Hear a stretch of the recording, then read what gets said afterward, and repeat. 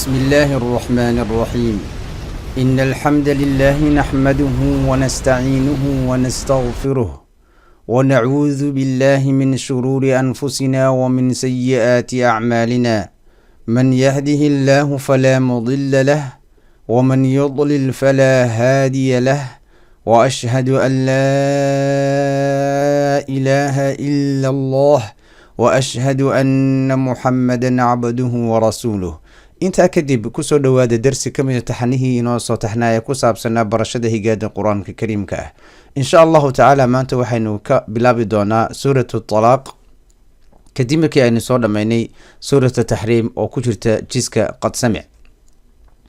bismi illaahi araxmaani araxiim bisinka oo aynu suurado badan kusoo marnay insha allahu tacaala waynu akhriyi doonaa oo aynu dulmari doonaa un bismi illaahi araxmaani araxiim iyo alif ayay ku bilaabantay oo ya-da waxaa saaran fadxa waxaana ku xiga alif oo halkaa ku qarsoon alifta waxaa kusii xiga hamzaha waxaanu nidhi waxuu ahaa sababta madka keenta waxaan uga jeedaa marka la dheereynayo xarafka lagu dheereynayo waxaa lagu dheereynaya sababtiisa in la keenaa waxay ahayn hamze iyo sukuun labadaas sababood ayaa in xadka laga saaro madka dabiiciga ah oo alif ya iyo alif yaa baa loo akhriyaa laakiin marka hamse ka daba dhacdo xadkiisa baa laga saaraya oo mad baa dhalanaya yaa ayu ya-dana shad damaheedana sii haadana ku akhri nuuntaasi oo ha akhriyin aliftaas iyo hamsatul wasigal midna yaa ayuha annabiyu idaa waa mad bilalif marka ha iloobin inaad alifka jiido tiraa daa idaa طallaqo laamka markaad shado qaafkana qalqaliysiisi oo tus inuu qaafkaasi qalqala saaran yahay xuruuful qalqala waxa weeyaan 5 xaraf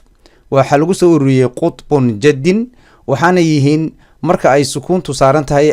caadiyan ayaa laysku dhuftaa codka wax sidii codka isku dhacay oo kale ayuu noqdaa طallaqo idaa طallaqtumun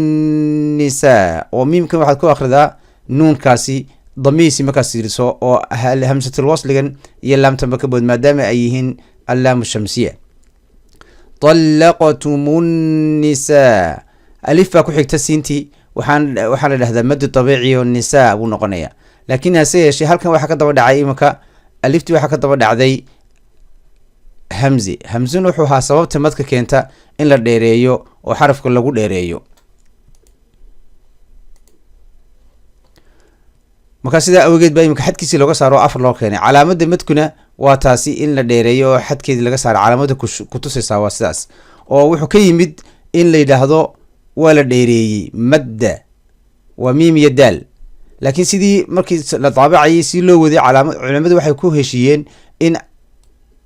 calaamad yar oo caynkaas oo kale ah oo taasina kutusaysa inay tahay daalkii taasina kutusaysa tahay inay miimkii iyo daalkii isku xidhan oo sidii wax sidaas oo kale ah oo calaamadaasi loo soo dhigay laga keenay miim iyo daal oo ah madda waa la dheereysiiyey sida kitaabka uu ku sheegay ilaa khayr hasiye doctor ayman suwayd إذا طلقتم النساء فطلقوهن لامك مكة كسرها سيسو قاف كنا وحكو جرى مد بالواو قو طلقتموهن فطلقوا إذا طلقتم النساء فطلقوا مد بالواو فطلقوا عفوا مركي روح كلان اخريان فلا فطلقوهن مكان نون كشدنا واحد كو هيتا قدر لبا حركات كو اخريا كرتو ادرونسو فطلقوهن كدبنا نون كفتحي سي مكان كو هيسو خوغا فطلقوهن لعدتهن هكذا والله ميد لامك آخر يعينك خسرة سارن لبضبه هوسلبا سارن لعدتهن تيه تأذى إيه هذا لبضبه هوسلبا سارن لعي داركنا فتحة سارن تيه نونكنا فتحة سارن كوهي تيهن لعدتهن وأحصوا مد بالواو صاد ضمة وحكو حيقا واو وحروف المد كينتا وديرية حد كيسي لغا سارو ضبيعي بنغني مركا وأحصوا هاسيه شيء صاد كن وحلقو أخرية إمكا لام كهالكن كجرا مادام يهي الشمسية والله بدي كلمة لسكو حريو وأحصل صل صاد كن مكا أخسي ضمي سي لام كو أخري وأحصل عدة تادا سين بدل ما كشيكي مكا لغو استاغيو وحلو بدلا ها وها بلغا ديغا تادا halka ku jirta marka la isku taagayo ha ba laga dhigaa ha sukun saaran waxa loo leeyahay wa ahsul iddah oo soo saar haada naqaskeedii lagu arko oo loo dareemo inaad ha akhriyayso wattaqullaha qafkaasi dama saaran laamka ku akhri laamkaasina wuu weynaanaya maxaa yeelay ismul jalaal weeyaan waa magaca ilaahay markuu damo iyo fatxa ka horeeyo sidaan suuradii horeba ku sheegay waa la weynaynaya laamka ku jira halkaasi wattaqullaha rabbakum la wa xarfu lmad waxaana ku xiga alif waxaad soo dhigatay marka alifaad soo dhiganaysay laam fatxa la marka alif la saarano laa uu noqonayo laa tukhrijuu halkana juuda dheere maxaa yeelay madu bilwaaw baa ku jira laa tukhrijuuhunna min ayuu ahaa nuunkii baa ka daba dhacday waxaa la dhahdaa xukunkaasi iqlaab oo nuunka ayaa loo bedelaa miim yar oo dabnahaagii ayaa laysku qabanaya oo halkii miimka ku tegaysa halkii miimka sidii wax miim akhriyaya oo kale maadaama ba'da iyo miimku ay isku dhow yihiin makhrajkoodu mim oo dabnuhu kasoo baxaan labaduma nuunka iyo maxaan jeedaa miimka iyo ba'du min buyuutihinna yu hayloobi inaad tirahdid yu oo mad bilyaa akhriyid min buyuutihinna walaa yakhrujna ilaa alkaa dheeray madka waa ka sheekeeyey labada qaybada hore waana lamid marka aliftii waxa ka daba dhacday hamze ilaa an ya'tiina ya-dii nuun baa ka daba dhacday nuuntii waxa ka daba dhacday ujeeda cafwan oo nuun baa marka hore timid nuun reeban iyo ya-na markaas ka daba dhacaan waxa la dhahdaa idqaam xuruuftiisuna waxa weya 6 xaraf yarmuluuna waxaana loo qaybiyaa 2 qaybood qayb la mado oo waxaan jeedaa qayb la quneeyo oo ah ya iyo nuun iyo miim iyo waaw yanmu iyo qayb aan la quneynin oo aan qunno la siinin waxaana leeyihiin 2 xaraf waa laam iyo raa markaasaa ku ogow labada qaybood qaybna waa la quneeyaa sidii imka ya-dan oo kale imka waxa loodhanayaa ilaa an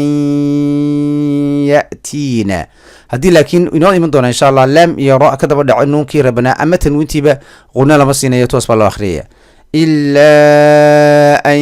ya'tiina bifaaxishatin iminkana halkan waa lamid tanwiintii waxa ka daba dhacay miim oo asalka waxa la eegaa haddii nuun reeban iyo tanwiin ay yimaadaan waxa ka dambeeya la eegaa halkana yaa baa ka daba dhacday halkana miim baa ka daba dhacay oo idqaam ah marka waa la quneynaya halkana bifaaxishatin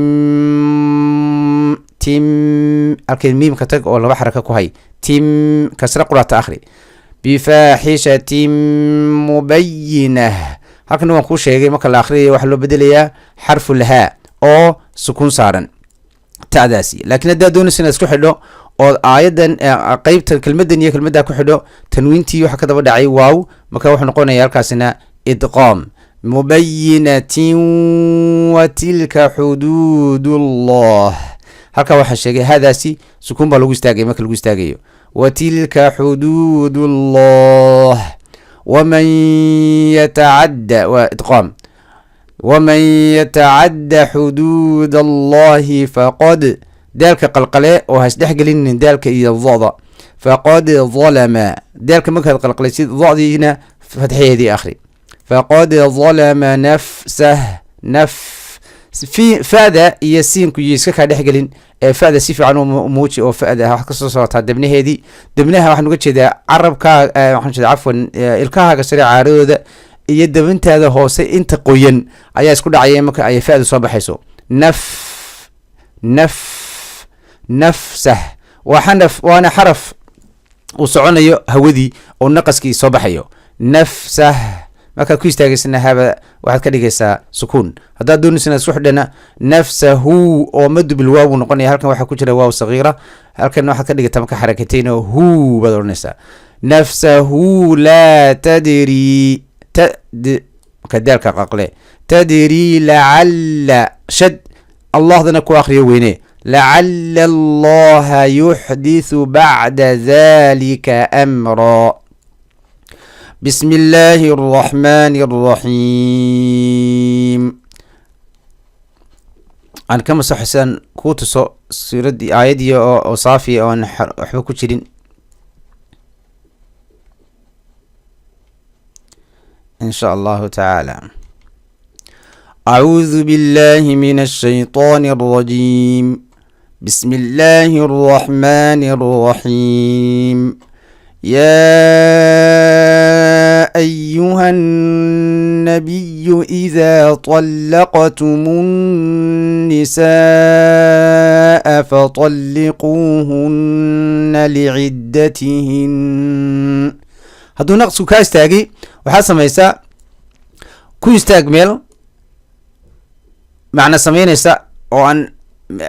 macna aan qalada samaynaynin. haddaad halka ku istaagto markaad istaagto waxaa samaysaa haddana soo bilaabo meel kale oo fiican oo macna samaynaysa kasoo bilaabo deetana ka isku xidh kelmadihii فطلقوهن لعدتهن وأحصوا العدة. halkaa waxa ka dhiganta waa lagu istaagi karaa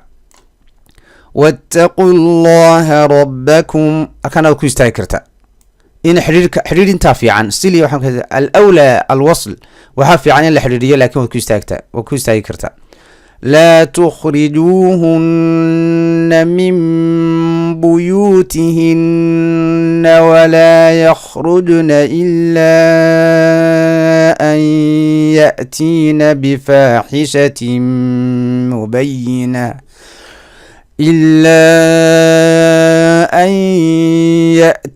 بفاحشة مبينة halkaasi macnuhu dhamaystirmay waad ku istaagi kartaa jiimka. وتلك حدود الله waad ku istaagi kartaa halkaas. ومن يتعد حدود الله فقد ظلم نفسه. فقد أرسدح قلينين دالك يضض. لا تدري لعل الله يحدث بعد ذلك أمرا. تنوينتين بعد ما كشيكي مكا أي فتحتين تهي مكا فتحتين تهي oo xarafkii uu alif ugu dambeeyay laakiin laba fatxa u saaran yahay sida imaka amra iyo jamca oo kale saas oo kale ama any fatxa oo laba tanwiin ah laba fatxa ah any tanwiin markaad ku istaagayso waxaad u bedelaysaa waxaad ka dhigaysaa alif sidii wax alif akhriya oo kale amra oo tanwiintiis keelo alif ka dhig ra amra. hase yeeshee haddaad akhriyayso tanwiintii hadday saaran tahay marka miimka hadduu saaran yahay tusaale ahaan tanwiin laba godaala amaba tanwiin laba hoos dhow ah markaad ku istaagayso iyagana waxaad ka dhigaysaa maxay sukuun baad ka dhigaysaa. markaad ku istaagayso sukuun baad ka dhigaysaa oo ma odhanaysid iminka halkan oo kale mubayinatin buha mubayinatin. markaad doonaysa inaad ku istaagto mubayinatin lagama dhigayo laakiin waxaad ka dhigaysaa tanwiintii laba hoos dhow ahayd sida iminka halkaa inoogu jirto oo kale mubayinah sukuun waxaad ka dhigaysaa sukuun baad siinaysaa. tanwiinta laba gudaalkiina waa la mid oo kale ina allaha ghafuurun raxiimun samahayn ina allaha ghafuurun raxiim. miimkii markaa ku istaagaysaa un tanwiinta lahaa inuu yahay sukuun. allah inugu anfaco dhammaanteenba. wasalaamu calaykum waraxmat ullaahi wabarakaatuh.